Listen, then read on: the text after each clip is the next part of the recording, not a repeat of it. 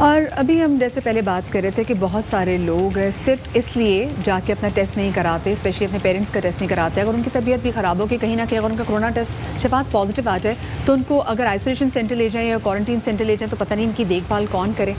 तो ये काफ़ी ज़्यादा मसला है। और अब इसी के पेश नज़र सिंध के बाद, क्योंकि उन्होंने फैसला किया था होम आइसोलेशन की इजाज़त दी थी, तो सिंध के बाद पंजाब के महकमा सेहत ने भी कोरोना मरीजों को घर में आइसोलेट करने का एक मरासला जारी कर दिया। मरीजों को घर में किस तरह से आइसोलेट करना है SOPs बता दिए गए हैं। घर का जायज़ा लेने के बाद होम आइसोलेशन की इजाज़त मिल सकेगी। अब उसका तरीक़ाकार ये है कि घर में पहले तो जो आइसोलेट करने वाला जो मरीज़ है उसके लिए कमरा अलग होना चाहिए, बिल्कुल, और उस कमरे में हवा का बंदोबस्त होना चाहिए। उस कमरे में गैर ज़रूरी फर्नीचर, गैर ज़रूरी साजो सामान नहीं होना चाहिए। उसके साथ बाथरूम मौजूद होना चाहिए और दीगर इस तरह के छोटे छोटे इक़दाम है। और अगर ये नहीं होता तो फिर एक ब्लैक लिस्ट मुरतब करने का फैसला किया गया है। बिल्कुल, और साथ में सिंध में भी फैसला किया गया है कि किसी मरीज को ज़बरदस्ती आइसोलेशन सेंटर ले जाने पर अब मजबूर नहीं किया जाएगा, जिसकी वजह से अवाम में बहुत ज़्यादा खौफ व हरास पाया जा रहा था। ताहम साथ ही ये भी वाज़ेह किया गया है कि अगर तयशुदा ज़वाब्त पर अमल नहीं किया गया तो मरीज़ को फिर सरकारी आइसोलेशन सेंटर पर मुंतकिल करना पड़ेगा। और इसी मामले के हवाले से मज़ीद बात हमें ज्वाइन करेंगे general secretary Pakistan medical association doctor Qaiser Sajjad Sahab, और साथ में हमें ज्वाइन करेंगे professor Aslam Khan, CEO Mayo अस्पताल। बहुत शुक्रिया आप दोनों का, आप दोनों ने हमें ज्वाइन किया।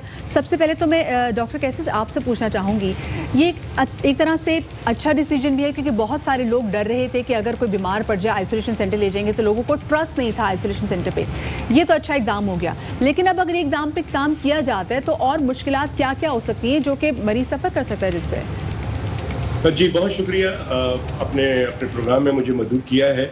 देखिए बात सारी ये है कि ये बहुत पहले से तजवीज़ दी जा रही थी कि जो होम आइसोलेशन है वो बड़ा इफेक्टिव होता है, लेकिन उसकी बहुत सारी चीज़ें होनी चाहिए। जो होम आइसोलेशन है उसके लिए जैसे कि अभी बताया गया कि जो SOPs है कि घर में अलग एक कमरा होना चाहिए और वेंटिलेटेड होना चाहिए, कम से कम चीज़ें हों, अटैच बाथ हो, सारी चीज़ें, और उसको आइसोलेट किया जाए और घर का एक फर्द जो है वो उससे डील कर रहा हो, उसको खाना दे रहा हो, उसकी ज़रूरियात की चीज़ें दे रहा हो और उसकी कोई चीज़ कोई दूसरा घर का फर्द उसको शेयर ना करे।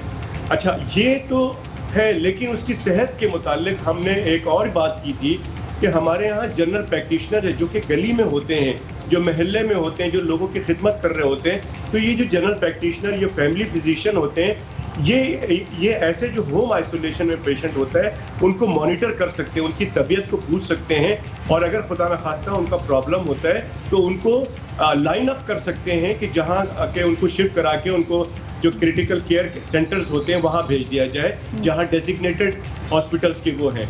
लेकिन जो लोग के पास कमरा नहीं है मदिया, उनका क्या है? उनका तो अब लामहला उनको आप सरकार के जो क्वारंटाइन है या आइसोलेशन है वहाँ लेके जाते हैं। अब जो आइसोलेशन सेंटर्स हैं हमारे यहाँ उसकी बड़ी शिकायतें आती हैं, बहुत सारे खौफ है लोगों में, बहुत सारे परेशानियाँ हैं, इसी तरह से क्वारंटाइन में परेशानियाँ हैं। इसी तरह से लोग, अब आपको मैं बताऊं कि लोग टेस्ट नहीं कराते हैं। लोग ये कहते हैं कि ठीक है ये सिम्टम खुद ब खुद ठीक हो जाएगा, और इसी में लोग इंतकाल भी कर जाते हैं घर पे इसी खौफ से कि अगर मैंने टेस्ट कराया और मेरा कोरोना का टेस्ट पॉजिटिव आ गया तो मेरे घर वालों का क्या बनेगा, मुझे तो ये ले जाएंगे आइसोलेशन में डाल देंगे, और खुदा ना खास्ता मेरी डेथ हो गई तो मरने के बाद भी मेरे रिश्तेदारों को नहीं देखने दिया जाएगा, दूर से वो नमाज पढ़ लेंगे, 3-4 लोग होंगे मेरे जनाजे में। तो ये सारा जो खौफ है ना, जो पहले फैला दिया गया और उस पर अमल भी हो रहा है, ये बहुत स्टिग्मा, इसको ख़त्म करने की ज़रूरत है। इस स्टिग्मा को ख़त्म करने की ज़रूरत है। बड़ी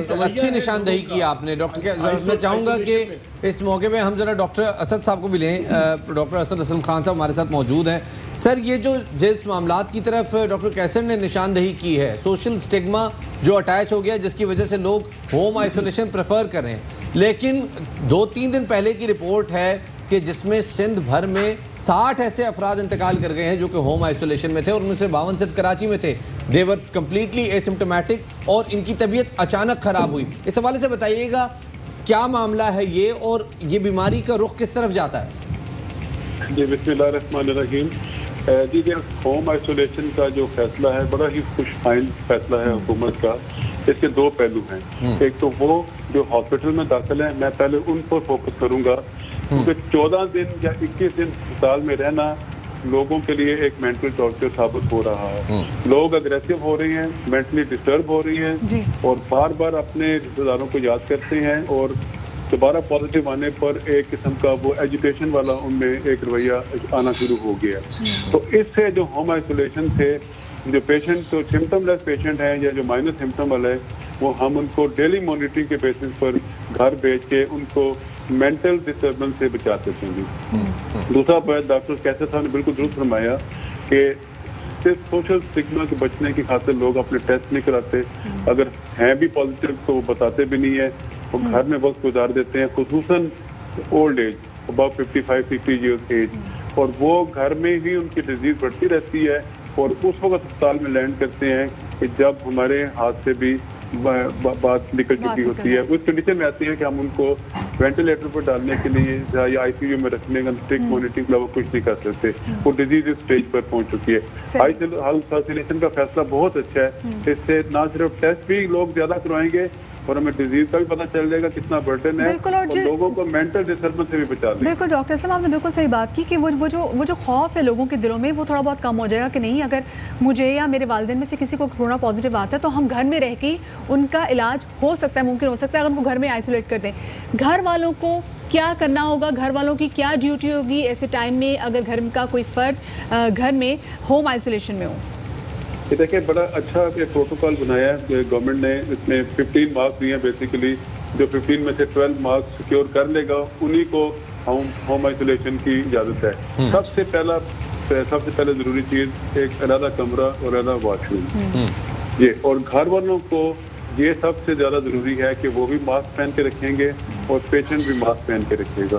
पेशेंट को वो खाना डिस्पोजेबल बर्तनों में भेजेंगे और ये जो उसका जो बिलोंगिंग है, जो उसके पर्सनल यूज की चीज़ें हैं, उनके डिस्पोज करने का भी वही तरीका अपनाना होगा जो इंफेक्शियस वेस्ट को डिस्पोज करने का हॉस्पिटल में अपनाया जाना है। तो इन SOP पर अमल करके कोई मुश्किल नहीं है होम आइसोलेशन, इंशाल्लाह इससे काफ़ी बेहतरी होगी मरीजों के ज़हनी तौर पर भी और हमें भी काफ़ी आसानियाँ पैदा होंगी। रोज़ाना जो पेशेंट हमें पूछते हैं हम कब घर जाएंगे, तो इससे काफ़ी बेहतरी की तरफ हालात जाएंगे। डॉक्टर कैसर साहब, आपको इस हवाले से शामिल करना चाहूँगा, क्या ऐसे वाइटल्स हैं जिनको मॉनिटर करने की ज़रूरत है होम आइसोलेशन के दौरान, ताकि जब जो ये जैसे रिपोर्ट्स आ रही हैं कि लोगों की अचानक तबीयत बिगड़ रही है और उनका अचानक 2-3 घंटे के नोटिस में इंतकाल हो रहा है, ये बड़ी ख़तरनाक चीज़ है, तो ऐसा क्या किया जाए, ऐसे कौन से वाइटल्स हैं जिनको मॉनिटर करके हम किसी एमरजेंसी सिचुएशन से बच सकते हैं? Very good, this is very very important question Shafaat. ये आम आदमी को भी मालूम होना चाहिए और इसका एक सिस्टम भी बनना चाहिए। देखिए यहाँ पे कराची में डॉक्टर फुरकान जो इंतकाल कर गए, और मैं चूँकि सेक्रेटरी जनरल हूँ, पूरे पाकिस्तान को के बारे में मालूम रखने की कोशिश करता हूँ, तो ये वाक़या पंजाब में भी हो रहा है और बलूचिस्तान और KBK में भी हो रहा है कि मरीज जब अस्पताल पहुंचता है तो उसको ये कह दिया जाता है कि हमारे पास जगह नहीं है, उसको गाइड नहीं किया जाता कहाँ जाना चाहिए। तो एक सेंट्रलाइज डैशबोर्ड होना चाहिए जहाँ से एम्बुलेंस वाले को पता हो कि इस मरीज को कहाँ लेके जाना है। अब वो मरीज कौन सा होगा, वो मरीज तमाम घर वालों को मालूम होना चाहिए, उस मरीज को पता होना चाहिए कि उसको अगर नज़ला, जुकाम, खांसी, बुखार सब कुछ चल रहा है तो आइसोलेशन हो गई है, तो कोई प्रॉब्लम की बात नहीं है। बिल्कुल अपनी इम्यूनिटी बढ़ाएं, अच्छी ग़िज़ा का इस्तेमाल करें, लेकिन जब उसको सांस की तकलीफ हो रही हो तो खुदारा उस वक्त ज़रूर डॉक्टर से रुजू करें।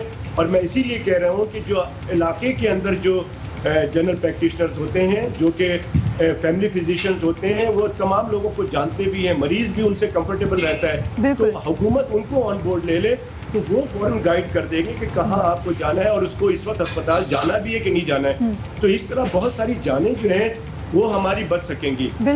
और मरीज के लिए जो लोग, बहुत सारे लोगों ने ये किया है कि खौफ के मारे कि वही बात कि मेरी तबीयत जो है वो कल ठीक हो जाएगी, अभी सांस की तकलीफ है, लेकिन ये बताता चलूँ जब ऐसे मरीजों की डिटोरिएशन और सांस में प्रॉब्लम शुरू होती है तो फिर वो ज़्यादा टाइम नहीं लेता, फिर ये मर्ज बहुत तेज़ी से, बहुत सारे इसके अंदर क्लिनिकल फाइंडिंग शुरू हो जाती हैं, कहीं क्लॉटिंग शुरू हो जाती है, कहीं ब्रेन में क्लॉटिंग हो जाती है, खून जम जाता है और फिर फेफड़े के अंदर खून जम जाता है और सांस लेने में प्रॉब्लम किसी और वजह से भी होती है, तो नमूनिया वाली भी बात यहाँ पे हो सकती है। लिहाजा मैं समझता हूँ कि जैसे किसी को सांस की तकलीफ होती है तो फौरी तौर पे जो घर वाले हैं they need to be extra cautious and vigilant about it। हुकूमत को चाहिए कि ये अवेयर करे लोगों को कि उनके नंबर कौन से हैं, अस्पताल कौन कौन से हैं, ये बार बार अवेयर करें। हुकूमत की जिम्मेदारी है कि ये डैशबोर्ड के बारे में बार बार अवेयर करना हुकूमत की जिम्मेदारी है। बहुत शुक्रिया।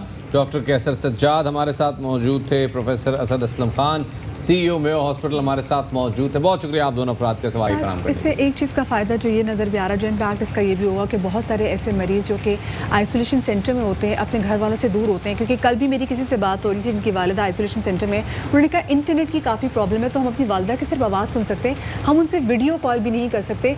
तो ये एक बहुत बड़ी रीज़न है कि जो मरीज़ है उसकी विल पावर कम होती रहती है जब अपने घर वालों से दूर हो।